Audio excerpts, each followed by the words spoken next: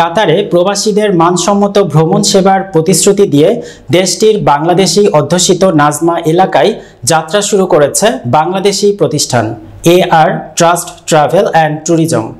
স্থানীয় সময় শুক্রবার রাতে প্রতিষ্ঠানের স্বত্বাধিকারী সালেহা আহমেদ ও ইউনুস হোসেন রাজীবকে সাথে নিয়ে ফিতা কেটে প্রতিষ্ঠানের শুভ উদ্বোধন করেন কাতারে নিযুক্ত বাংলাদেশের রাষ্ট্রদূত মোহাম্মদ নজরুল ইসলাম।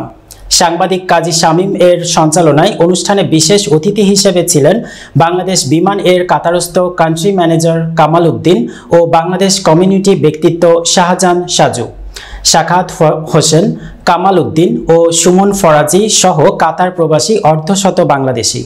উদ্বোধন পরবর্তী প্রতিষ্ঠানে মঙ্গল কামনা করে দোয়া ও মোনাজাত করা হয়। এ সময় প্রতিষ্ঠানের উদ্যোক্তারা জানান, কাতার প্রবাসীদের উন্নত ভ্রমণ সেবা নিয়ে AR trust travel and tourism সবসময় প্রবাসীদের পাশে থাকবে।